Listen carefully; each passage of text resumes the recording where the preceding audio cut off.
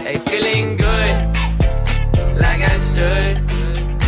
When in dark, I walk around the neighborhood, feeling blessed. All right, let's take a look at homework for 2.1.8. Our M&Ms for this particular lesson are talking about the inverse properties. Inverse is another term for opposite. So basically, I talked about this with yesterday's or the last set of M&Ms that we did, where when you add two numbers that are opposites of each other, you get the answer 0, and 0 being the additive identity. When you add 0 to anything, it doesn't change its value. So once again, if I take that x plus 4 is equal to 7, when you add the opposite to a number, you're going to create a 0 pair. And that's how we're going to get the x all by itself by this guy going away, becoming the additive identity.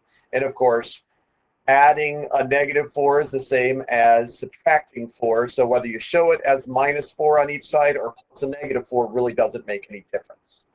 The multiplicative inverse, this comes into play when we are dividing fractions, where whenever, well, actually, yeah, I guess it does, because it's a reciprocal, right? But where it comes into play is when you have 1 over, no, let me change this. Let's say 2x is equal to, let's do 2x is equal to 12. I could divide each side by 2 to get x is equal. That's the worst x I've ever seen, by the way. To get x all by itself, essentially what you're doing is you're multiplying each side times the multiplicative inverse. So when you multiply both sides times the reciprocal of 2, you eventually get it so that 2 times 1/2 is 2/2, which is the same thing as dividing by 2, which gives you the 1x, which is the multiplicative identity. And then half of 12 is the same as 12 divided by 2. So you end up with 6 as your answer there. So x is equal to 6. Okay, so the inverse properties and the identity properties are working in conjunction with each other to help you simplify expressions and solve equations. Translate the equation met at the right. Okay, so when we do this, we always want to start off with what we have. So everything up here is being added. 2 plus a -2x, that's right here. And then you're going to take away the 4, and then also take away the -x. On the right side, you got 1, 2 plus -3 minus an x minus a -2. So this is the part I always do the KFC next. I can't stand having subtraction problems while I'm trying to simplify expressions and solve equations. So the idea of moving these guys across the street first, then looking for the zeros, once everything is in the positive region, for me, is easier, okay? That being said, because I can do it here, I could just remove that as a 0. This is a 0. This is a 0.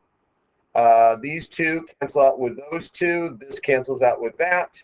And now when I move this guy across the street, this is going to become your -x plus, actually 2 of them.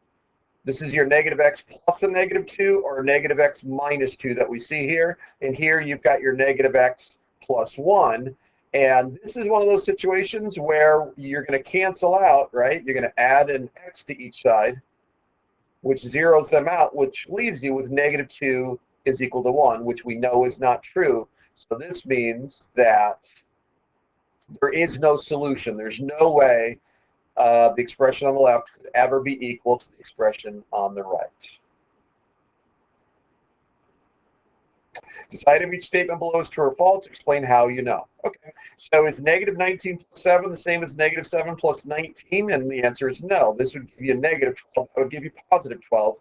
Commutative property works when you rearrange the order, but you got to keep the sign attached to the same number. So if this said 7 plus a -19, then it would have been fine. Is 4/5 times 1 equal to 4/5? Yes, it is. That's the identity property of multiplication, where when you multiply anything times 1, it's going to equal itself. And this is a true statement, because whenever you multiply reciprocals times each other, you always get one for an answer. And is this true? What property is on display here? 5 times 7 minus 5 times 1/5. I guess right there you're multiplying a number times its reciprocal, so that's the inverse property of multiplication. And then 35 minus 1 is 34. That's a true statement. Simplify each expression below. I'm only going to do one of these. Remember, we take any of the like terms, and we're going to use our properties to move them together. Remembering this is like plus a negative 7x. So if you keep that as a negative 7x, it can combine with a 5x to make negative 2x's. The 3y's minus 1y is 2y, and then the 3 stands by itself. Okay, so before you start doing these others, it's always a good idea, instead of saying minus a negative 5x, call that plus a positive 5x. And then you can combine that with the negative 3x's, I'm sorry, the negative 2x's to make 3x's, and then the others, just combine them as you go. If you want me to work out C or D or even B a little bit more clearly, let me know. I will work those out for you. Plot points 0, 0, 3, 2, and 6, 4 on the graph, then draw a line. So you notice that forms a straight line and it passes through 0, 0. This is a proportional relationship. So as the x value increases by 3, the y values increase by 2 every single time. And then evaluate the expressions for these given values. So you're going to plug in 6 times 7 is 42. Here you have to square the 3 first, so that becomes 9 times 2 is 18, and 42 and 18 makes 60. Okay, check out the answers. If you need me to work those out for you, you know what to do.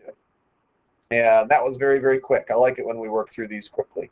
All right, so once again, anytime you have any questions on the homework, if I don't go over it thoroughly, contact me. I will work it out for you. All right, take care. Take care. Hey, feeling good, like I should. When in dark, walk